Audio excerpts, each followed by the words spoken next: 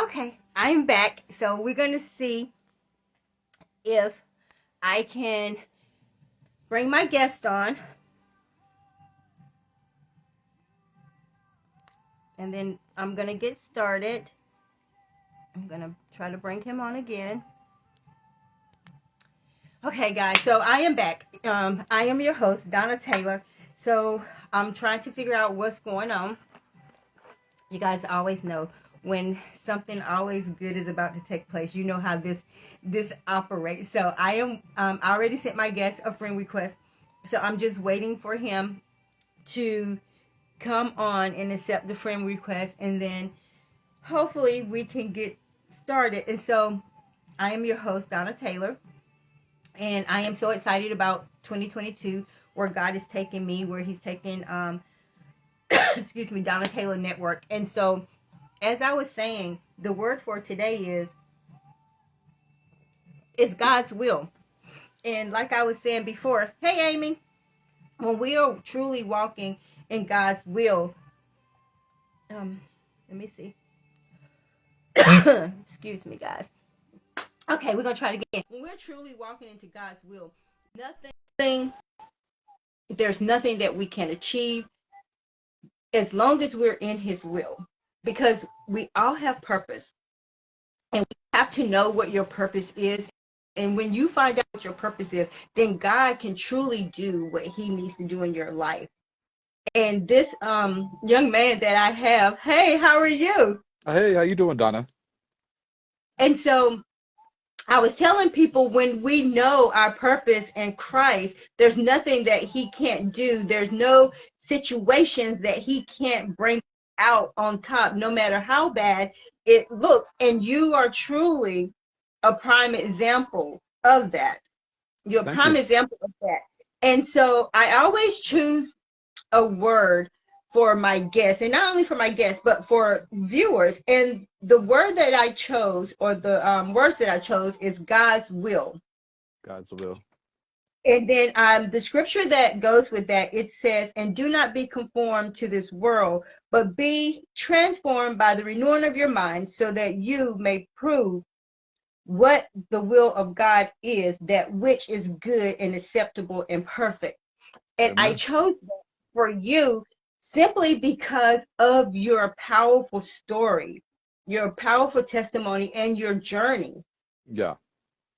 And so before we get into it, can you introduce yourself and tell people who you are and what you do? And then we're going to just divulge into, the questions. So I won't keep you long, but thank you for just gracing me and my guests, my viewers, with your presence today. Thank you. I'm truly Well, humble.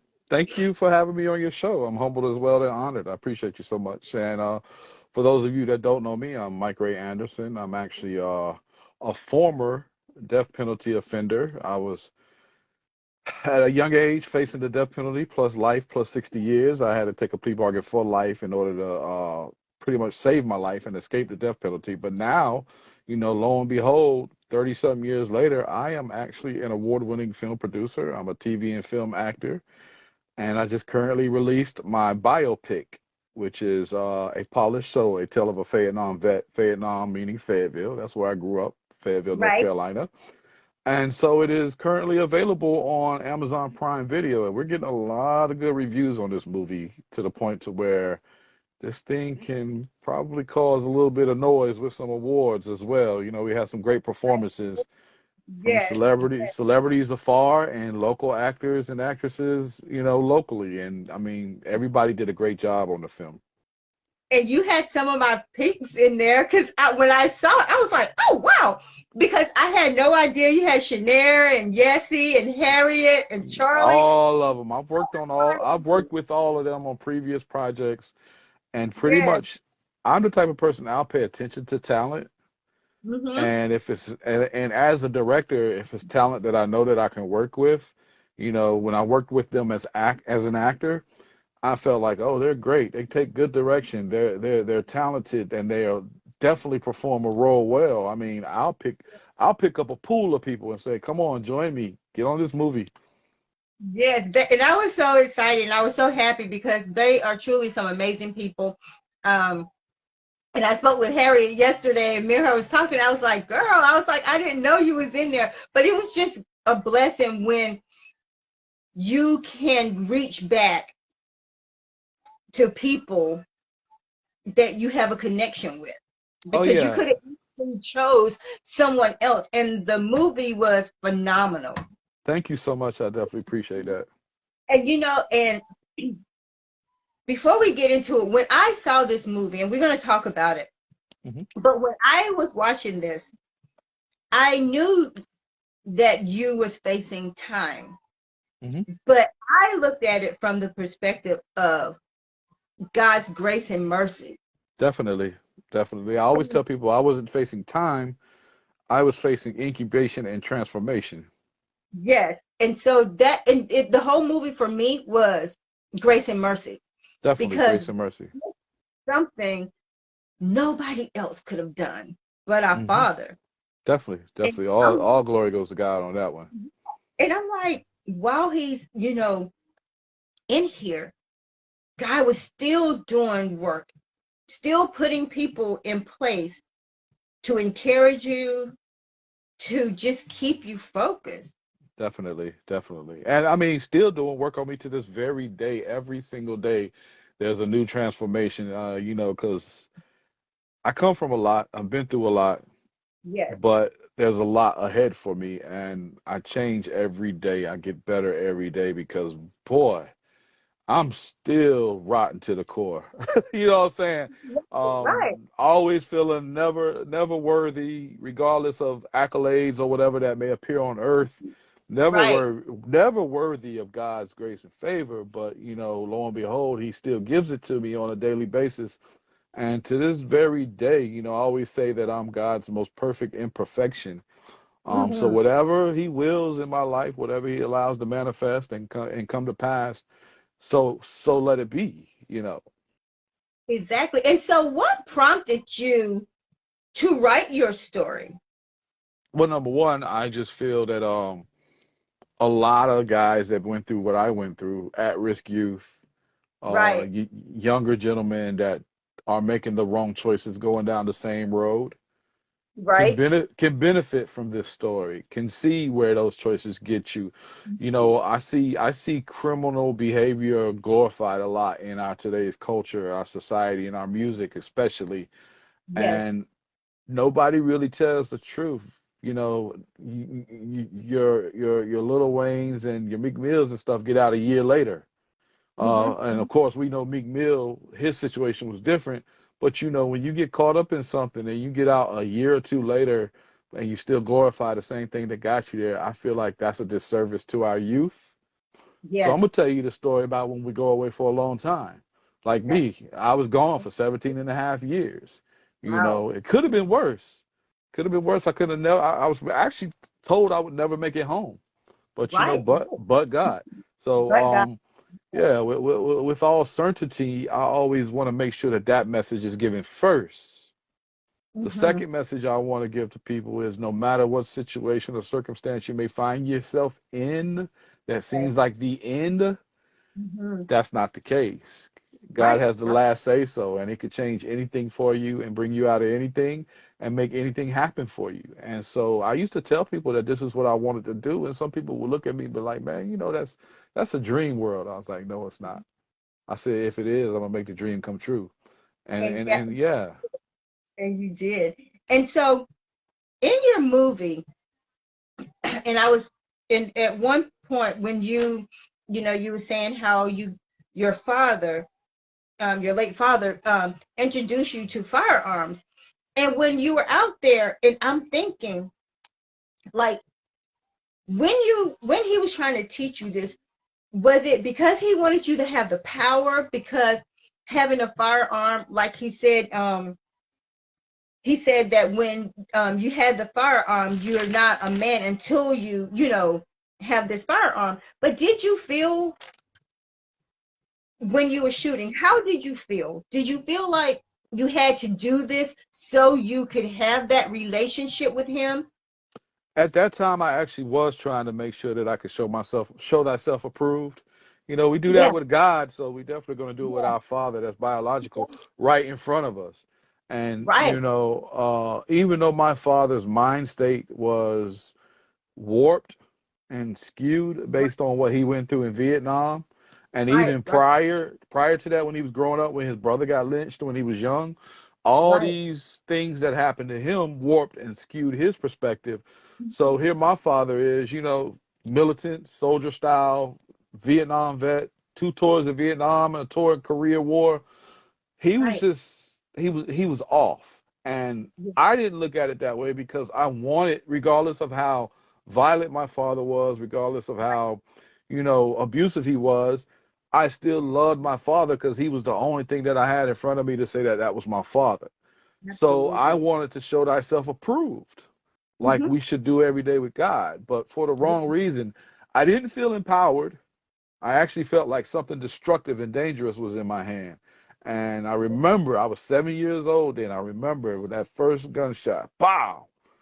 Right. By the way, that's my son playing me when I was 7 years old. Wow. So yeah, Wow. so he played me as a 7 year old, a six Right. and a 7 year old when I was in the hospital. So the same kick he got out of, this was a prop gun with blanks in it. The same kick Right. he got out of that gun, Mhm. and it startled him, you know, was the same thing that happened to me. It startled me, and I knew it wasn't something that I wanted, but for some reason in that moment, I got stronger. My hands got stronger. My grip got stronger. And for some reason, I became courageous, but I was angered because here he is, he smacked me in the head much harder than what you saw on that movie, you know, because like I said, my father was abusive, but here I am, you know, getting fueled, and then I'm looking at what the gun is doing to the trees behind where I'm shooting at, and I'm seeing the damage that it's doing, and I'm That's right. thinking, well, I've never been in this situation to where my father has been abusive and I could turn around and control this situation. That's how I started thinking. So I Right. turned, and I did what I did, Yeah. yeah, let everybody else watch the movie to see what happened. But Exactly. Exactly. you trying to teach me how powerful of a gun it is? Let me show you something since you're hurting me right now. Right. And so, did you? Because in the movie, and we're not going to divulge the whole movie because, like you said, they got to go watch it. Did you eventually, at that age, learn how to use the firearm? I did because it happened again, and Okay. I guess one time I hit a target. I mean, what I want people to do is go read the book. The book gives every piece of information that you can ever imagine. Where can The you book get the is book? also on Amazon, and it's Okay. entitled "A Polished Soul: The Mike Ray Anderson Story." Unlike Okay. the movie, which is "A Polished Soul: A Tale of a Vietnam Vet." But Oh, okay. yeah, but the book tells everything and tells you what I was fearing, what I was Wow. thinking, what I was feeling emotionally, everything that ever can surface to a little boy that's trying to figure out what's the next step to becoming a man. Is it what my father says it is, or is there going to be other role models ahead to tell me? And did you have other role models? After you went through all this, did you have other men that stepped up in your Not life? My godfather was one. He was a huge, well-known boxing trainer out of Brooklyn that actually trained Mike Tyson in his early years. Okay. He was a good one. Then my uncle, who just passed away, Hmm. literally was one that knew how to control my father. He was a good role model, but they Right. weren't there as much as I needed them. They weren't there Absolutely. on a constant basis, and I didn't expect them to be because they had their own lives. Occasionally, I ran across a few people like football coaches and baseball coaches, wrestling coaches, but you know, some of these people were kind of partial. If you wanted to Right. start a team, they didn't really put that much information into you. And Right. I wasn't cultivated as much as I should have been by my father to be the star of any team. So sports, yeah, it was a journey. It was easy to try to become an athlete, but it Hmm. didn't catch my attention. I was more of the artistic person. I was the rapper, the poet, Hmm. the Hmm. actor that played Rudolph the Red-Nosed Reindeer in my kindergarten play, which Right. is where I caught the bug at because Rudolph was a character that I can really, really like identify with because he was a Right. misfit. And that's how I Right. felt. I felt like a misfit because almost every other night the police was at our house, you know, answering a domestic violence call. You know, somebody would call the police. They heard my mom screaming when she was getting beat down by my father or whatever. When that time my father held us at gunpoint, you Mm-hmm. know, I mean, so many things was happening that warranted the police to be there all the time. I was ashamed of that. We're the only one really with the police at our house every other night because of this. So I was ashamed. I felt like a misfit. So I was able to identify with Rudolph. And that's where I caught the bug in acting, was becoming Rudolph and being able to project what I really felt on the inside into the Right. character of Rudolph.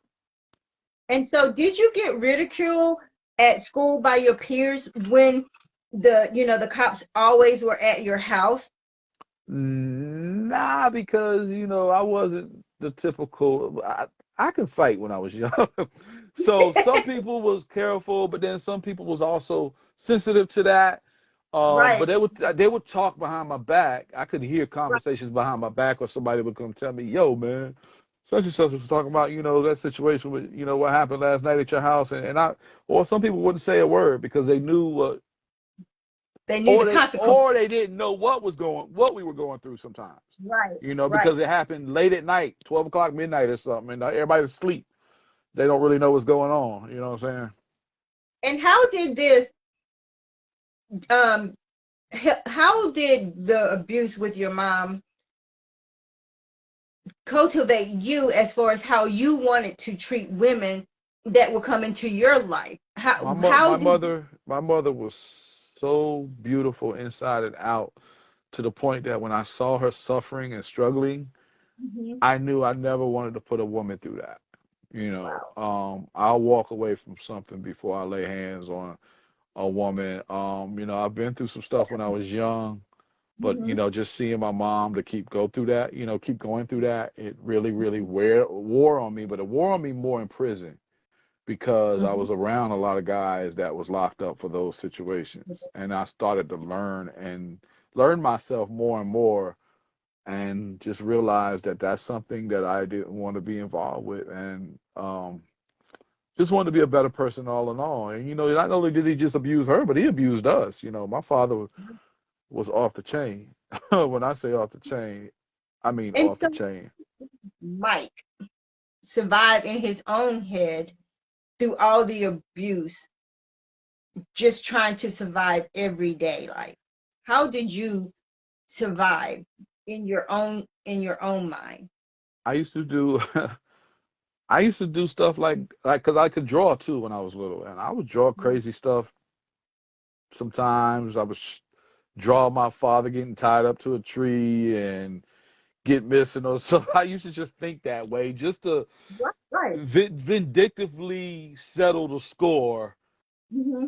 virtually, and imagine it, in my imagination. I would let my imagination rule. And I think that's what caused me to become a writer, later on in life, and to be able to put something together in rap lyrics, or be able to put something together in a poem, or write a novel, or write, an essay or whatever, because my feelings and my emotions and the scars turned into words. Hmm. Hmm. And it's actually how I was able to cope when I went to prison. Also, I started doing a lot of writing. I made sure I wrote one positive poem every day when I was in the hole, and to keep myself sane. And so have so leading up to that, you were selling firearms. Did you buy them outright or did you accumulate them? I would say. They were accumulated. They were passed down sometimes by other people. Right, A right. lot. Fayetteville is a military town. Yes, yes. So, sometimes these, like, for instance, Desert Storm, when that happened in 89, 90, right before I got locked up, a bunch of guns came through the community Hmm. that were stolen from the Desert Storm War, and Wow. tucked away a certain way. I'm not gonna go too much into detail because, but they were accumulated and acquired sometimes from other people, and sometimes there were guns, like, because I also sold drugs. So if a Right. addict had a gun, you know You Hmm. get the gun and figure out a way to make more money for it than the drugs you gave him for the gun. Right. All that stuff was a big thing that happened in Fayetteville back in the day. The drug game in Fayetteville was a whole lot different, of course, as well as it is everywhere else. A whole lot Right. different back then than it is now, because there was a whole nother level of this introduction of crack in the 80s, Right. Right. and it even became the culprit as to why I fell in love with filming. Right. Yeah, because I was out on the block one time and a drug addict came up with a camera, the old school camera where you put the big VCR tapes in, and was Yeah. like, yo, he was trying to sell it. Everybody was laughing at him, but I was like, yo, hold on. I said, yo, come over here, bro. And I Right. gave him what he wanted, and I had a camera, and I was playing with it. I mean, me and my friends even made this fake little karate movie, 5-minute karate movie, that I couldn't edit, but I fell in love with filming. So that stuck in me for a while. But just going back to all of that, the way that I survived was being Hmm. artistic. My Right. artistic values allowed me to survive. And, when I remember entering this talent show in ninth grade at Ann Chestnut Junior High in Fayetteville, Hmm. and we won it, but it's because I put my heart into the performance because this is what I wanted. I wanted to be a performer. So Right. that's how I survived. Wow. And so now we're going to fast forward to you getting locked up. And, people probably think this is a crazy question, but do you think God saved you for such a time as this? I, I, Because I do believe he did. Yes, I can answer that question quick. easily gotten killed while you were out there. Yeah, I've been And shot at. I've been shot at everything when I was out there. We was in gunshot. That wasn't my first. When my situation happened, that wasn't my first shootout. I mean, I had been in some before where I didn't have a gun and I got shot. I got shot in my leg before. So I mean, I didn't. I think the path that I was on, especially after I caught Mhm. the first charge that I didn't do, and they let me out on bond. Right, right. I think I was just done then. I was just like, the hell with it. Yeah, yeah. And you said you once you got out 2 days later, you made bond, and you said you start reflecting on things, and you had peace, and you start crying. So once you got out, did you start trying to figure out like what am I gonna do? What is Mike gonna do? What do Mike want for his life now that you're out? The only thing that rang in my head, how in the world am I gonna get? I got a public defender, but I want a real lawyer because I know public defenders. That's the way we used to think back then. Public defenders will lead you down a railroaded situation. So Right, my thoughts was, I need some money to get this lawyer. I mean, I know I just made bond, but right. that money's gone. Now I need a lawyer. I need a $50,000 lawyer. What am I gonna do? So I just stayed in the streets, to be honest with you. I went Yeah, back to the streets doing the same stupid stuff that I was doing, and even worse and more. So and then right. I got caught up that one situation, man, where I was defending my life and my best friend's life, and ended up shooting two people. One died, one didn't. So I'm locked right back up for murder. Yes. And lo and behold, there I was in that situation again. But I was facing the death penalty plus life plus 60 years. Wow. And so when you went through all of this, why did they feel that your father could talk you into taking the plea bargain? Because Because it was the last you and person that I wanted to hear from. right, right. So therefore, if somebody is making sense that I at least admire, they felt like that's the person that can get through to me. Wow. Because now he's asking for a second chance to show that Hmm. he really cares about me and Right. he cares about my life. So he's trying to get me. He knew me. He knew me. He knew after all those years of abuse, after all He those knew. years of just being angry and resenting all that I went through, he knew Yes, that if he would just show one time that he cared for my life, that he that you could would get do. they could yeah, that he'll get through to me, and they succeeded with doing that. The psychology of that was brilliant because he knew me. He knew I had that gangster mentality. Like, I don't care. Whatever Right. happens, happens. Like, it's happening because of you. So I had to realize in that moment that what he was really telling me to do, regardless of everything I put you through, make this decision for you and those that love you. Don't make it because you're angry at me. Don't Right, make it right. because you're mad at me. Make it because you need to make the right choice right now and preserve your life some kind of way. Wow. And you know, at that point, a part of you still probably really wants to just stay angry at him. I did. I wanted to stay angry, man. It's not as how can I say, it's not as illustrated in the movie as it Right, happened, but I couldn't spend 5 minutes on that scene angry. You right, see what I'm right, saying? Because you don't, typically by Hollywood format, you don't spend 5 to 6, 7 minutes on a scene. I made right. that scene what it was worth, but in real life, yo, it was like a 5 minute heated discussion. Longer, no, Wow. longer than that. It was longer than that. It was like a 12 to 15 minute heated discussion. The scene was what, 2 to 5 minutes? I mean, 1 to 2 minutes.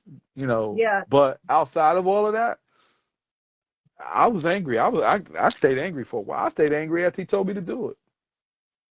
So, and then now you're in here. When I go, you talking about when I go into prison? Yes. Yeah, yeah. I go in. I take the plea And you bargain, and so you and did 3 years in solitary confinement. in the county, come to county jail, which is what we call solitary confinement, because you don't come out, no sunlight, nothing. Um, Wow. yeah, you no contact visits for 3 years, waiting for Wow. trial. Yeah, it took them And almost in three that years for me to get that plea bargain. wow. And so in that 3 years, that's when you started writing. Did you start Oh writing yeah, once you definitely in started confinement? writing. Definitely, I was writing. I was drawing murals on the each inmate's cell wall. I'd be like, yo, what you want? Just so I could have something to do that day. I'd be like, yo, what you Right, want? If it was a Native American dude that was from Lumberton or something, I remember him telling me, man, I want a horse and a Native American on top of the horse. I drew the whole horse with the Native American on top of it. Another guy was like, yo, can you draw me DOS effects on my wall? I was like, yeah, I'll draw you the group DOS effects on your wall. And I just did it to have something to do and to calm myself in right, the right. artistic way that I said that I love doing it, finding Yeah, peace through the arts. yes. So when did you have an encounter that you knew that you need to have a relationship with Christ? When did you realize that, okay, well, here I am. So when did Mike decide that he needed to have a personal relationship with Christ in order to really and truly survive now that you're here? Yeah, it pretty much it took me a while. I went through a journey. I mean, I had excuse me, I'm sorry, my earphone fell. I had Okay. already I had encountered Christ when I was growing up, but not the way that I needed to. Right, right. I I would say I know some people, I know some folks that get upset at this, but I got to keep it real. I knew the church version This of is what Christ. this platform is about. What we Yeah, keep it open and yeah. transparent, you know? Yeah, I knew the church version of Christ, the Right, Baptist church version from where the churches I was going to in Fayetteville, North Carolina. I knew that version of Christ. right, And it wasn't really being taught to me the way I needed it to be taught to me. I had to right. discover Christ through my own studies, through my Hmm. own one-on-one encounters, and then through a dream that I had. Right. And the dream was I was walking down a dimly lit hallway, Hmm. almost looking like the cell block that I was in for almost 3 years. And this didn't Right. happen until this happened in like 1996, where I had already been incarcerated for 5 years. And Right. so I'm looking down this hallway, then a door opens up, and then a whole bunch of small little hands are coming out the door, like reaching, Wow. different colored hands, but they're Hmm. small, like childlike hands. Right. And then I start hearing the screams, help me, help me, help me, help me.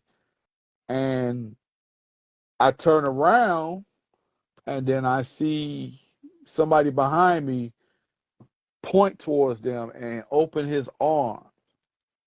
Mm. And he was like shining like bronze, like he looked like he was from, I don't know, Egypt or Africa, somewhere in Africa, maybe West Africa, the Senegal area or something, that what I can mostly identify with. And he was just robed in light. He didn't have a garment on. He had a light, like Mm. a light. It was just it was so crazy because it was celestial like. Right, And right. and he had like these locks, these long locks in his hair, and then his eyes were just fiery, and he just kind of said, "Help my children." Wow, He said, "Because they're yours also." And I was like, "Whoa." wow. And it was about a year later that I woke up out of nowhere and started writing for no reason at all. I didn't realize what I was writing, but I was in my prison bunk, and I woke up and I was writing.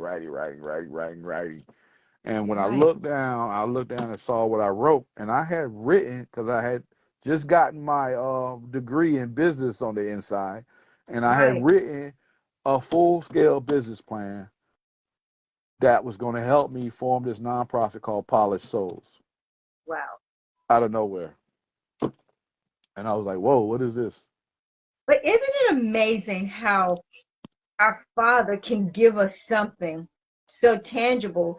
And at the time, it may not make sense to us. Yeah, Then, when you see it come to light, then it makes sense. definitely. Yeah, It makes sense because I have a nonprofit too for young girls, for the ages are 6 to 16, called Shape. awesome. And just like that, he gave it to me, gave me the name, everything, and everyone that needed to connect me to how to get this, he had already orchestrated it. Awesome. That's how he does. That's how he works. So, God works Yes, I always say God out the box is awesome. That's my saying. that's your And saying. yeah, and that's why. And I told my business partner, shout out to David Leathers Senior. I told him. He asked me the other day what it meant, and I said, man, it means that I don't just worship God in a church, in a building, in a mosque, in a temple, in whatever. I worship Right, him like he's everywhere. And everywhere. if I need to talk to him, I don't have to go to a service to talk to him. I don't need to go somewhere. If I need to ask for forgiveness for something, or if I have to just be cleansed Yes. spiritually, I can go anywhere I want. I can go to the top of the highest mountain, and he's there with me. I can go down Mhm. to the lowest pit, and he's there with me. He was with me in prison the whole time, and carried me through and delivered me, and left me almost unscathed, to the point to where for that whole 17 years I served on that life sentence, I was infraction free. Wow. Not because I And was that's an angel. how. And that's nothing but God, because and that's a part of the movie, because you could have at one point, you were playing y'all were playing Oh, cards. that's the big scene I don't never like to give away. That Okay, okay, yeah, because it's a trick to it. It's a trick to it. okay. It's my So can we, imagination versus the reality. right. But can we talk about one of your the person that played Papa Cooley? Oh yes, Hawthorne James. I'm gonna Otherwise tell you known. Woo! That him. brother, that's one of my mentors from Hollywood that keeps me grounded and keeps me focused and not to make stupid mistakes. That a And you lot, yeah. you saw that, and I was, and as you know, there again, he had so many people, just like the guards, the lady that was bringing the books, around. And I'm just, when I'm looking at it, I'm just like, Lord, you're so amazing, and I know you did your time, but like I said, when I watched it, I knew you did your time, but for me it was just like, Lord, I thank you, because this was truly you. Mm. This was nobody else.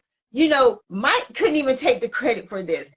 This was truly him in a nutshell. He did exactly what he wanted to do in your life. And he saved you. He certainly saved and preserved you for such a time as this. And the beauty of it, man can't take credit for it. Not at all, not at all. My thing is that he always entertained me with angels. and those angels came in different forms, fashions, and I mean, even though I had a I had a little slip here and there because of flesh. Oh yeah. Yeah, Oh of course. I mean, come on, but we all do. But Papa, but he was my he was my favorite because even though you guys were, acting out, you can truly tell that you and him had a connection. yeah, and what a lot of people don't know is Papa Cooley is actually three characters in one, and Wow. the utmost character is God.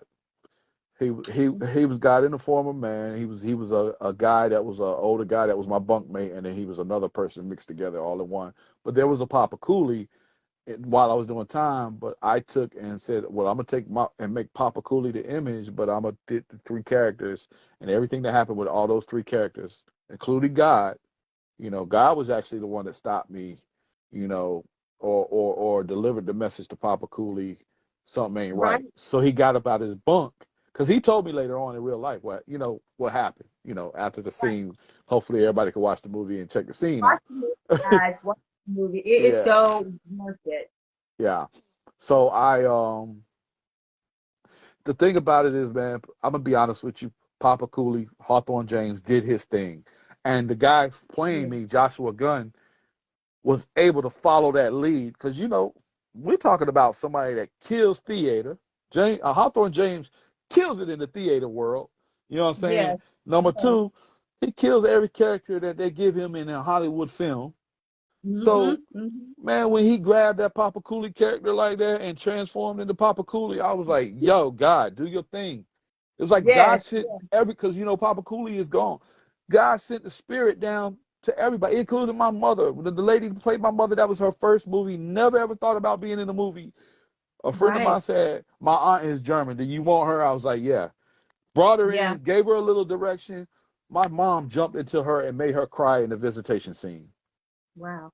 So when God wants to disperse his angels and the Ah, energy of whoever it is that's in your world, that's why I say God out the box. I'm going to always say that because God has showed me so many different levels yes. Yes. outside of churches, outside of whatever, that nowadays I got the courage to correct the pastor if I hear him wrong. If he's wrong, I'll correct him. I don't And care. you should be able to do that because some people they give the pastor Oh my um gosh. so much control that they feel like pastor They don't turn the make pastor into God. They'll turn the right, pastor into God. And right. so, and not just at the church, but in other religious organizations everywhere outside of that. They'll turn, We do that workplace. yeah, yeah, like anywhere. And when it's done, it bothers me because they'll do it so much to the point to where they'll trip over scripture and Right, misquote it right. and not study and show thyself approved. And that's So how people get misled, and I always say, what about those babes in Christ? And when we have leaders that's not teaching it the correct way, we're gonna mess people up. you're absolutely right. You're That's absolutely why right. But the movie, God is all the way through the movie with the angels that yes, he sent me. Every person, Miss King, Jocelyn King, the counselor, um, yes, Officer Jones with the book, every single thing. When these people poured into me and gave me yes. um what they gave me, when they poured into me, that was God all the time. and and that's why I saw and I mean, and I'm telling you, that's what I saw. I knew how the story you was, telling your story when you was talking to the young man, but I saw it from a different perspective. I saw it Mm. as a Christian how good our Father is, Oh yeah, and how definitely. he had, like you said, he had all these people in place for you, just for you. Mm-hmm. Mm-hmm. Even though other people probably pulled from them, but it was like they spoke to you. It was Yeah, like he had already prepared them and they spoke to you. He needed to show you that he was still who he said he was, and he just needed you to grab hold. exactly, exactly. And Grab hold. when all of that happened, and you have to excuse me, I'm just realized I should have invited some people, and I think, okay, Mom. Thank you guys for tuning in. Um, so you started reading this book called Seven Habits of Highly Effective People. Did uh-huh. you start reading it as soon as you got in there, or halfway through your sentence? That happened back when I was first got into prison, when I first came to prison. Right. Um, and that was when I first went to prison was 1993. When Mhm. they put me in isolation because one of the victims, the guy that I had shot on my second case, Right. was he had got locked up years later for some crime that he did, and they told me I couldn't be on the yard because he was Right. out there on the yard. So they locked me right back up in the cell for like, Hmm. what was it, 52 days? Yeah, I was in a cell, another cell, isolated for Hmm. 52 days, thinking I was going to be out on the prison yard to breathe fresh air, Right. after those 3 years in the county jail. Mhm. And they crushed my little feelings and put me in a hole again. Right. And so all this time that you're in here and you're reading this book, and and I looked the book up, out of the seven, which one did you most stay true to, or did you stay true to basically all of them? I stay true to all of them. And not just those, but that was just a paraphrase of the things I did, because the actual books that I was reading was that one. That was the book that was given to me by the officer. Then I was reading As a Man Thinketh by James Right. Allen, and Hmm. was reading the other book by Napoleon Hill. So all these books that I was reading while in that hole really prepared me to do this rest of this life sentence, however long I was going to be in there, with a Right. positive mindset, along with Right. scripture. So I would read Hmm. Psalms and Proverbs every single day for an hour. Wow. Yeah, and that's when I tripped across "As a man thinketh in his heart, so is he," Hmm. Hmm. and discovered. And then, like a week later, when I fell in love with that scripture, with that verse, my godmother, and God bless her as well, because she just passed away. She was a very important lady in my life, Mrs. Linda Rivera, out of Fayetteville, Right. North Carolina. Um, she sent that book to me. Again, here's a lady that's not even in my face, around me while I'm serving Right. time, entertain me like an angel from God again with that book while I'm falling in love with the verse. So Right. Right.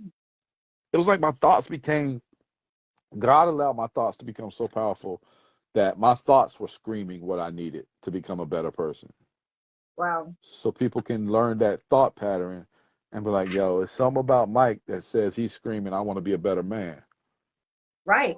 And you can tell, like you said, those people in the movie. So while Mike is in there, and you know that you're going to be here for a while, Mm.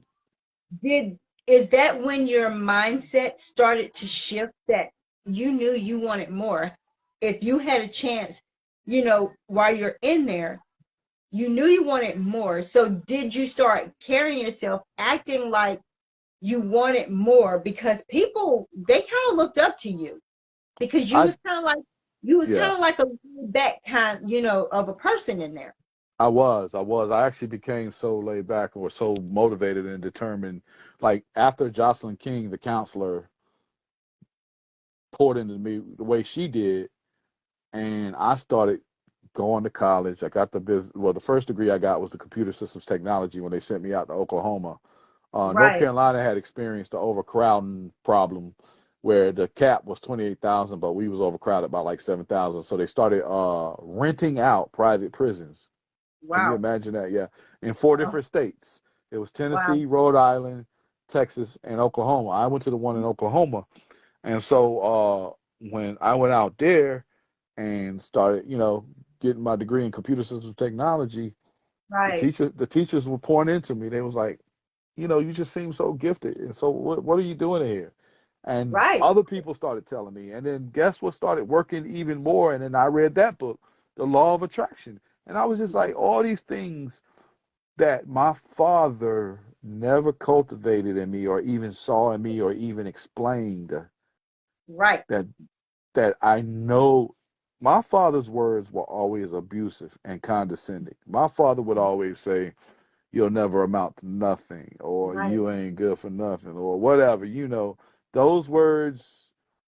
But he would never support anything I wanted to do either. Even when I wanted to take martial art classes, I snuck into taekwondo school. I went and cut grass and got my own money when I was young because I wanted to get into taekwondo. I was a martial arts fanatic, but my father never cultivated me.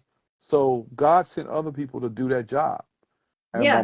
my mom, you know, she experienced trauma too when she was young. She was in the concentration camps of World War II, and Wow. she watched her grandmother get shot in the head by SS soldiers in the concentration camp. And when the wall went up, it split up her whole family.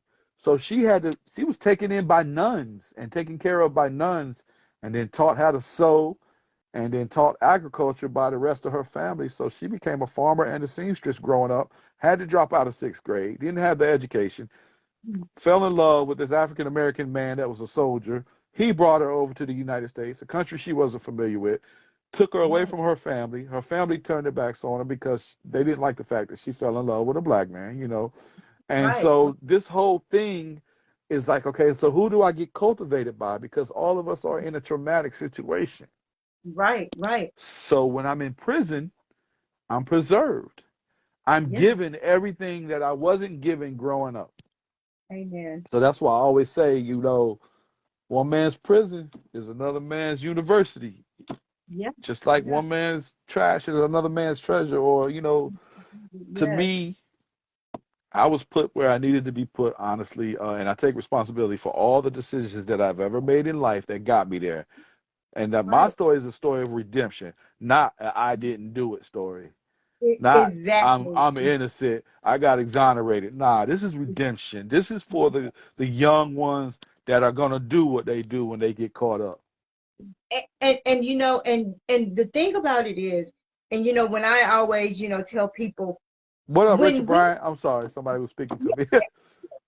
What's up, Richard? when we own up to our stuff, our mess, and especially when God has delivered us, and once we have a relationship with Him, you know, yeah, we did these things in the past, but our Father has forgiven us, and that's when we can walk forth in our calling.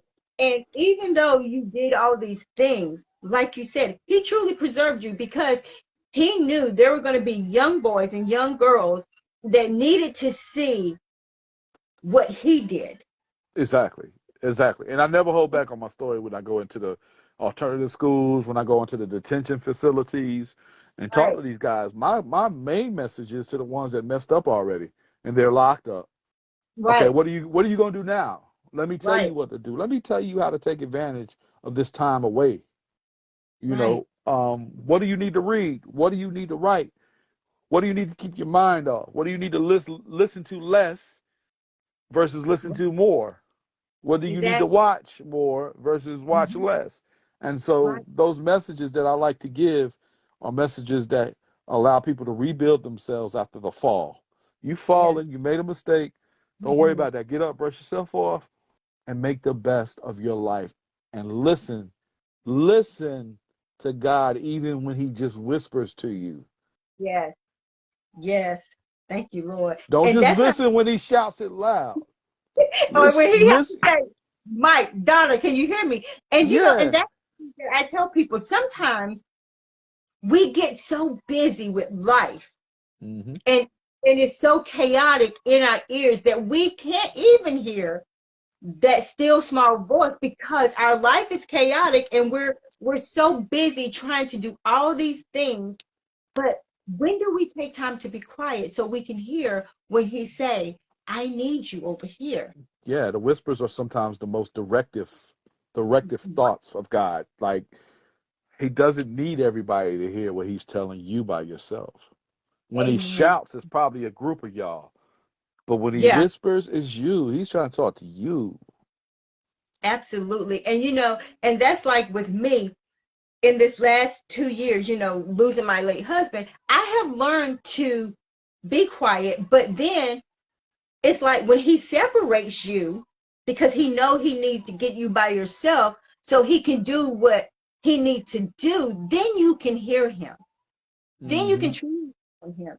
And even when you were separated from the outside world, you still wasn't separated from Christ.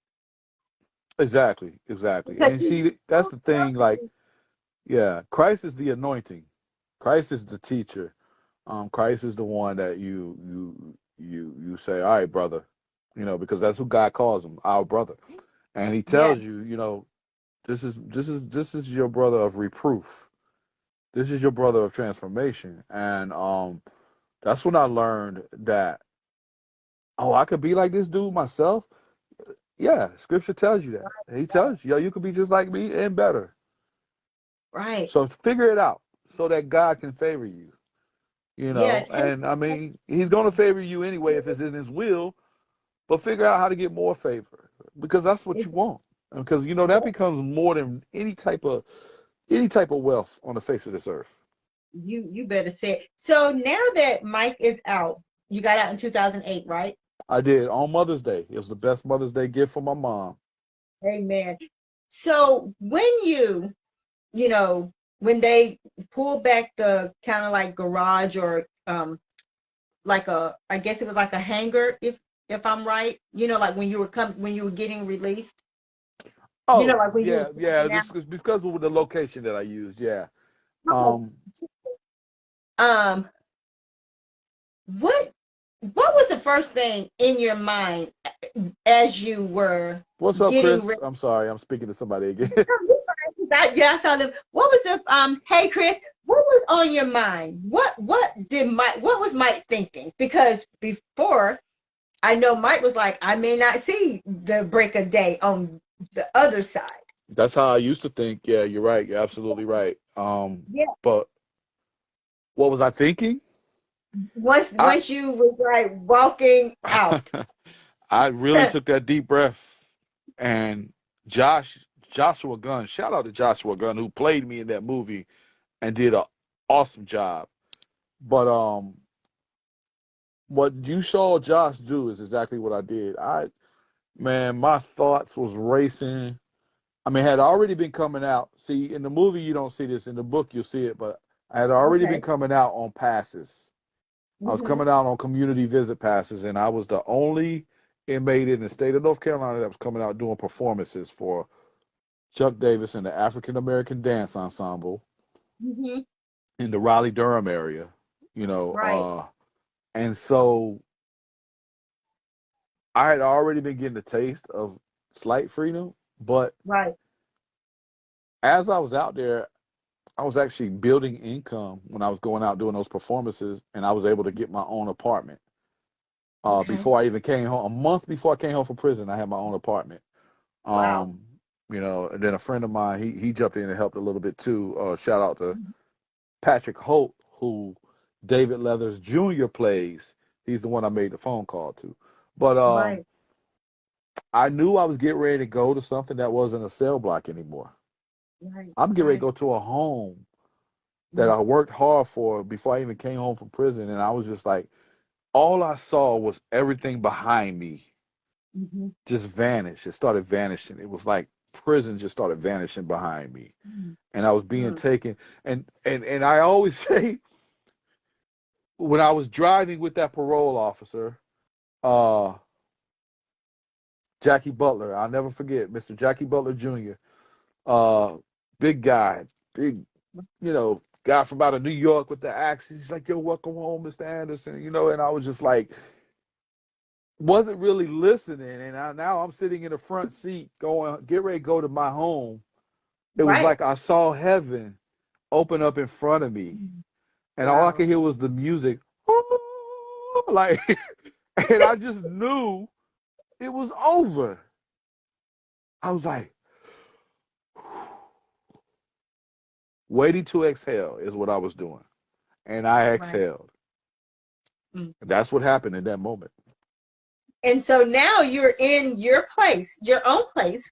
I'm in my industry, I'm in my career, I'm in my own place, I'm in, I've acquired property, all sorts of things. I've been home 14 years, and I'm an Wow. award-winning filmmaker now, That's award-winning amazing. producer, Emmy award-winning for another project we did that was on HBO. Mhm. God has blessed me with all these accolades to show me that this is the lane that I want you to tell your story. Yes. So Yes. he gave me the book. He gave me that back in 2012. And he gave me the documentary in 2014, 15-ish. And then Right. gave me the movie 2021, 2022. And the thing about it is that so many things came up against me trying to stop me from making that movie. COVID, Oh, everything. And I figured out how to get around COVID and film during COVID. If you watch the movie, you'll understand what I'm saying. Yeah. So I was like, man, ain't nothing stopping me from making this movie. I'm being God, exactly. give me the mindset, give me the innovation, give me the courage that it takes to And I make this told you, movie complete. because when it first come out, when I saw that, Aha. Aha. I was like, but it made sense to me. But like you said, And you when have it, to yeah, watch it. But and so I was so sad at the end. I get it. And so, and like I said, it was powerful. Yeah, It yeah, was really powerful. And guys, like I said, I shared it on my page. It's a must watch. But my thing is, like I just read, God's will, whatever His will is for our lives, it doesn't matter what situation we may find ourselves in, self-inflicted yeah, or not. If it's His will, He would truly, truly bring us out. And man cannot take the credit, because if Satan had his way, Mike Anderson wouldn't be here right now definitely, doing what God wants him to do. definitely. And I admire you so much, because I follow you, but yet and still you stay humble and you stay true to who you are. And a lot of people, you can't say that about a lot of people, because once we feel like we have arrived, if you will, then we forget where we come from. And that's why, my slogan is ordinary people doing extraordinary things in their lives and in the community. And you are one of those people. Thank you, thank you. I appreciate that. God bless. Because I'm quite sure you can easily take off today and camp and go move on up to Hollywood or wherever to do you, but you still remember your people. You're Yeah, still giving back to your community, because this is where, if you will, and no disrespect, where you caused a lot of havoc. hmm, yeah, yeah, You see? And now you're doing something amazing, because now you can tell people, hey, these streets I used to be on. yeah, Not that I heard, not that I seen. I was on this block. yeah, yeah. And I partook in what they used to do on this block back in the day. That's Exactly. what I tell them all the time. Like, yo, you don't even know. Like right now, y'all have no idea. Like a lot of the younger ones have no idea, because the game back in the day was a whole different beast. It was a whole Wow. different beast. You know, And it's worse now, do you think? it's. I'm gonna say this: there's no morals, there's no ethics. Not that Right, it needs to be ethics in doing crime, but right. there's no loyalty. There's nothing. There's nothing. Everybody works for the government in some capacity. You know what I'm saying? And that's the Exactly. other thing. I I kept my mouth shut about something that I didn't even do and knew who did it. And you rarely see that. You'll rarely see that. You won't see that nowadays. But I can say Absolutely. this. I take full responsibility for messing up the younger generation today. So now it's But my goal to fix it. that's what I was getting ready to say. Just like you said, God gave you another chance of redemption. So Yeah. now you're doing exactly what you need to be doing because, and I tell people when we come to know Christ and come to love him and come to trust him with all our mess, all of our jacked up mess. Because, like I said, sometimes I had to go to him and be like, look, Lord, my attitude ain't right today. Like, I need you to fix me. I'm Yeah. messed up. Go to him and try to be all cute and be like, well, no, I am jacked up. I need you to help me in whatever area that I need. And when you can go to him real, he can be like, okay, I can help you. I was just waiting for you to come to your senses so I can help get you where you need to be.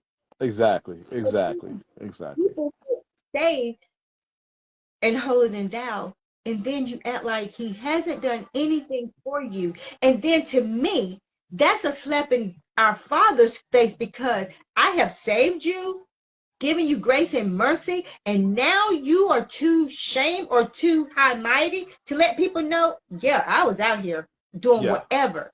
Yeah. Yeah.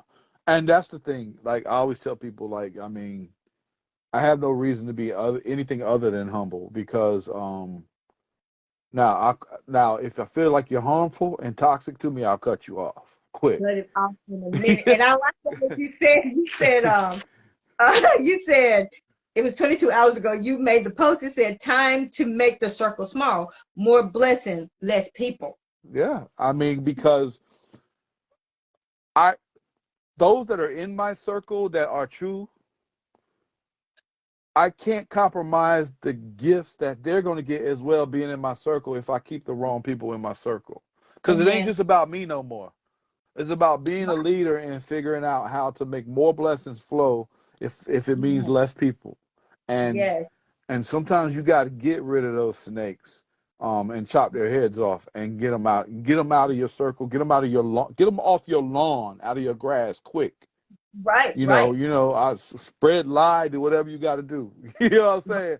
Yes. Because I just don't. I've suffered and struggled too much from people that don't mean me well. All they mean to really really be a part of is the opportunity.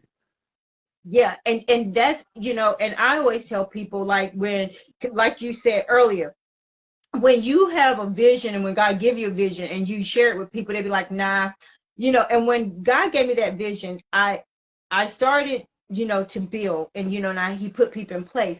And I always tell people, when I have laid the foundation and when I start laying the foundation, even if it takes me 2 years to complete the foundation, and you still with me when I start building the walls, and then you're with me when the house is completed, then those are the people that when I win, you win. Exactly, and Because that's my thing. I yeah, you check out. You didn't check out. No, and I So don't forget people. Just like I said, there was a numerous amount of people that could have been casted, but I told my people when that time comes and I get this opportunity, you got to roll. yes, And and they I were meant all that, and I'm gonna make sure I'm gonna put it on a platform for them to make sure that their talents and their gifts are displayed across the whole world. I mean, there's more things that's getting ready to happen with this movie that I haven't even said yet or mentioned or I'm posted about I'm looking because forward. yeah, and I mean, the marketing about it is about to turn up. Like in the next 3 weeks, you're gonna see it on commercials, on BET, everywhere because we're getting ready to go at this thing in a whole different way, and I It just was a needed, yeah. wonderful, wonderful, wonderful, wonderful. And guys, I'm telling you, if you have not seen A Polished Soul, you will not regret it. You would not. And I will encourage young people, if you have children, teenagers, sit down with them and watch them. This is not some make believe story.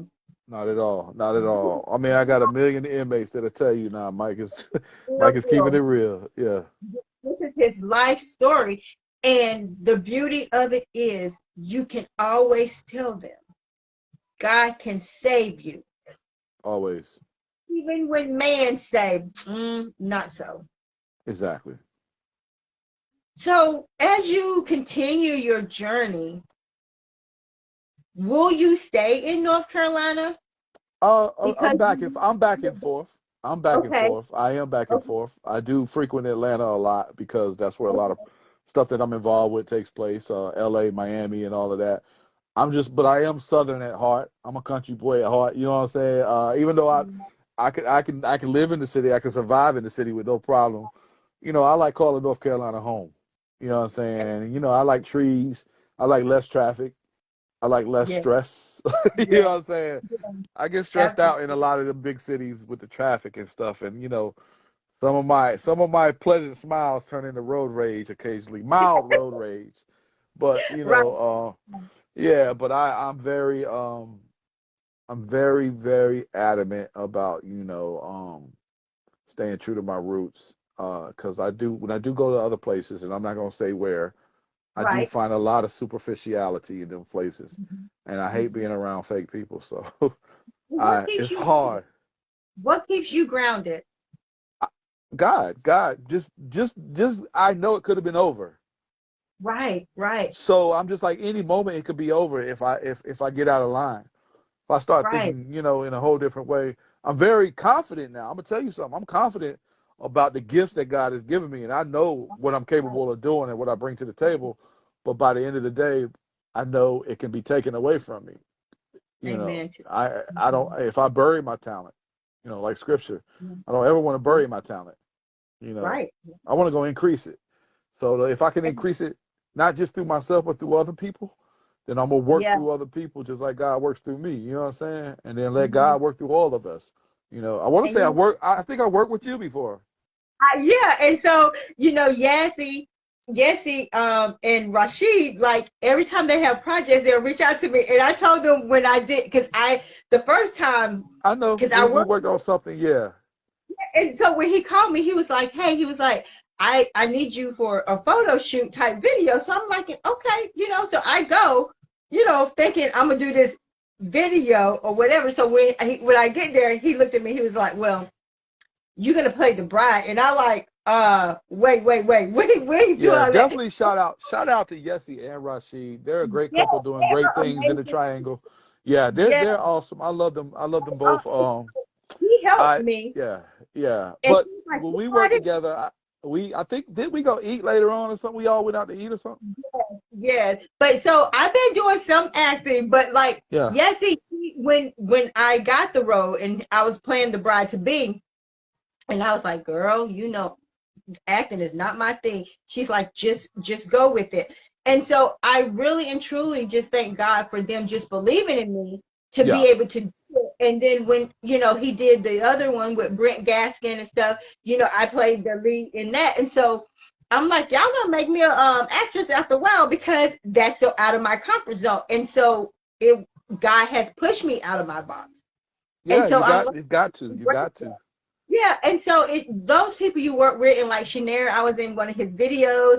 Charlie and I, I do photo shoots with him, and it's just amazing when you have good people, just Definitely, good people definitely. that true to who they are. Because Yeah, I am kind of low key. I like being behind the scene, and so when God gave me this platform, I'm like, okay, well, I only do live for my organization, but I've truly enjoyed it, and he's truly blessing me to have interviews with great people like you. I interview Yassi and Charlie and all of them. And when people be like, "What are you going to talk about?" I'm going to talk about you, yeah, ordinary people doing extraordinary things. Because when we are in our own right, and when we take our masks off, then people can see we haven't always had it together. No matter what yeah, our situation, hey, we're still a work in progress, but I'm here by God's grace, not because I'm just that good. I'm here yeah, by His. yeah. I always tell people I'm even worked it from the outside in because if you peel back some of my layers, you're gonna see a rotten seed. You, Nah, seriously, like peel back my layers and you'll see, and I'm like to this very day still trying to take control of things that are impulsive and all this other stuff. But I get better and better. I'll be 50 on February the 4th. And so wow. I think, that's a half a century to the point to where, hey, I made it years past what they said I would make it to. They said I wouldn't make it past the age of 19, but hey, here I am. You know what I'm saying? To God be the glory. To And I God be the definitely glory. appreciate you for having me on the show. It was Yes, great thank you. tonight. Thank Yeah. you. But if you had one thing that you would say to encourage believers and non-believers, young and old, what would it be? If you had to leave them with something, what would it be? Listen to the voice that's talking to you and causing you to be uncomfortable, but it sounded like they know what they're talking about. That's the voice of God. Right. And once you listen to the voice of God, you can't go wrong. I heard the voice of God today. My situation happened, telling me, no, don't go. But the soldier and the gangster in me got up out of the bed and went and got caught up. Yes. So listen to the voice that makes you the most uncomfortable, but sounds like it knows what it's talking about. That's the voice of God. Amen. And I truly, truly thank you for just accepting this invite. Truly, I wish you all the blessings because you're amazing. You're And you are amazing. as well, and I appreciate you for having me. I thank you so much. Yes. And like I said, hey, let's catch up and whenever we all get together, maybe we can all just have some fun because it's some great people in North Carolina that's doing positive things. Always, always, always. Positive. I love this state. I love everything about this state. Yes. Yes. And thank you. Just stay true to you. Stay true to who you are. And that's the advice that I would give you. Stay true to who you are Thank you, because you're Donna. going. You have a great night, okay? Bye. Bye-bye.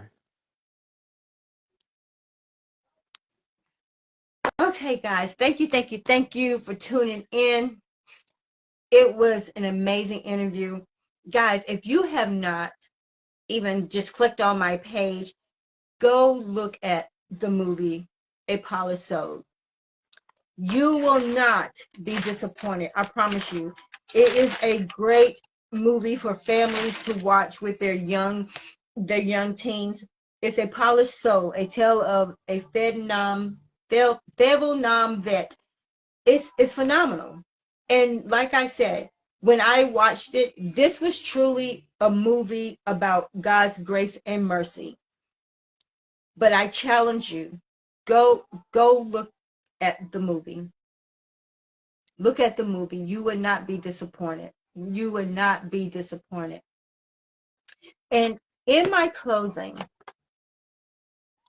whatever God's will is for your life, you can bet your last dollar that He is going to get it out of you, one way of or the other. He's just good like that.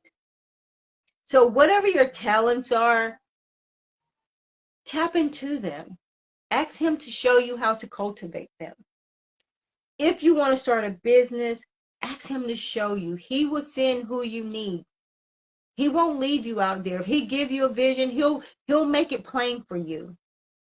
He'll send the people. But the most important thing is listen to that still small voice for direction, for guidance, just for your life in general. So we cannot make mistakes. Not saying we were going to be perfect, but when you listen to that still small voice, you can know you're on the right path. Because sometimes we can do self-inflicted harm to ourselves because we have so much chaos and so much noise in the background that we can't hear that still small voice. Thank you guys for tuning in to Hot Topics with Donna, where I just interviewed the amazing Mike Anderson. Go to my page, click on it, then you can see the name of the movie and just go, you can watch the movie. But most importantly, love who you are, accept where you at, and if you don't like where you at, then start making changes. Start somewhere. We are in 2022. Let's do better than we did in 2021 because God is so amazing. And when you see this movie, it should encourage you to do better, to be better, because when you see this movie, it shows you truly who God is. and it'll show you the amazing grace that God had on Mike Anderson's life. So watch the movie, and once you watch it, give reviews. Until next time, I am your host, Donna Taylor. This has been another episode of Hot Topics with Donna, where we do it honest, open, and transparent, and where we interview ordinary people doing extraordinary things in their lives and in their communities. And with that, I say good night. I love you. Trust the process. Good night.